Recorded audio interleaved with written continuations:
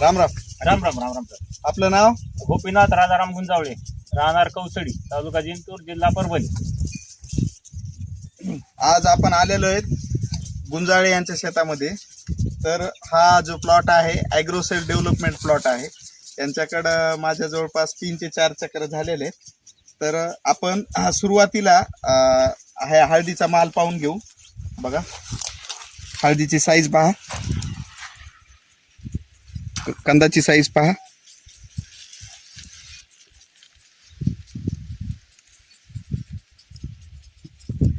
जवळपास 1 स्क्वेअर फुटामधला हे एवढा माल झालेला आहे. तर हे मालाचं कच्चं वजन जर पाहता एक दीड पावणे 2 किलोचा माल आहे. हो सर, हो बरोबर आहे. हो. तर आता काका मला याचं थोडंसं खत व्यवस्थापन सांगा की सुरुवातीचा बेसल डोस काय टाकला होता आणि त्याच्यानंतर काय काय टाकले. तुम्हाला प्रथम सर भेटलो त्यावेळेस काय एवढी कंदाची साईज नव्हती. मग ज्यावेळेस तुम्ही भेटले त्यावेळेस मला तुम्ही BBS चा डोस दिला. BBS खालून सोडायचं BBS होतं. खालून ड्रिप वाटे सोडायचं दिलं ते. तेव्हापासून 4 दिवसात सर याचा फरक पडला. फरक म्हणजे एकदम असा नंबर 1 फरक आला सर. मुळात आपण महालाभ दाणेदार या खताचा इथं वापर केलेला आहे. हो सर, बरोबर आहे. किती डोसला केला तर सर हे 2 डोस झाले सर आतापर्यंत. महालाभ दाणेदार दाणेदार एकरी 2 बॅग एकरी 2 बॅग. आणि आता या प्लॉटला महालाभ पावडर मला पावडर आता सुरुवात आहे.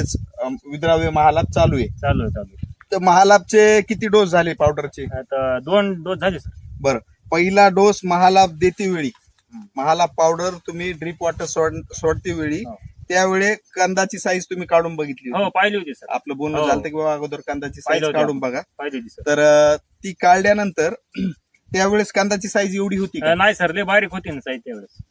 बारीक होती. छोटी होती. हा, आणि मागच्या वर्षी तुम्ही आता हे दुसरं वर्ष आहे हो हळदीचं. दुसरं. मागच्या वर्षी तुम्हाला उत्पादन जवळपास 25 ते 30 टनापर्यंत किती आलंय एकरी? हो, एकरी 25 क्विंटल 25 झाले. क्विंटल वाळून झाले. वाळून तर त्यावेळेस शेवटी जाताना अशी हळद होती का? नाही एवढी आखरी पण बी नव्हती सर. आता आणखीन या प्लॉट हिरवागार प्लॉट आहे. या प्लॉटला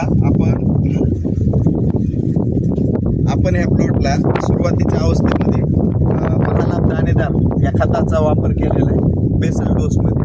त्याच्यानंतर आपण या प्लॉटला BBS नावाचं एक औषध दिलेलं आहे ॲग्रोसेल कंपनीचं.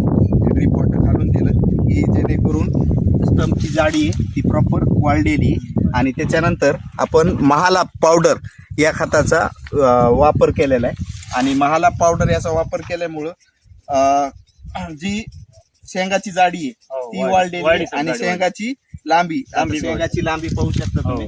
प्रॉपर शेंगाची लांबी या ठिकाणी वाढलेली आहे. काका महालाभवर समाधानी आहेत का? आहे सर, मला समाधान आहे. BBS वर बी त्या समाधान. आतापर्यंत तुम्ही एवढे खत सोडले याच्या अगोदर मी हळद केले पण असली हळद नाही 4 वर्षाचं पाहिजे वेळेस सर एवढं कंद मोठे व्हायचे. ठीक आहे. आता हळद उत्पादक शेतकऱ्यांना तुम्ही महालाभ या खताविषयी काय सांगाल? सर मी त्याला सांगणार हे जास्तीत जास्त म्हणजे महालाभ खत वापरा. ते TPS दिलेलं तुम्ही ते पण वापरा. रिझल्ट नंबर 1 सर त्याची. धन्यवाद. हो, धन्यवाद.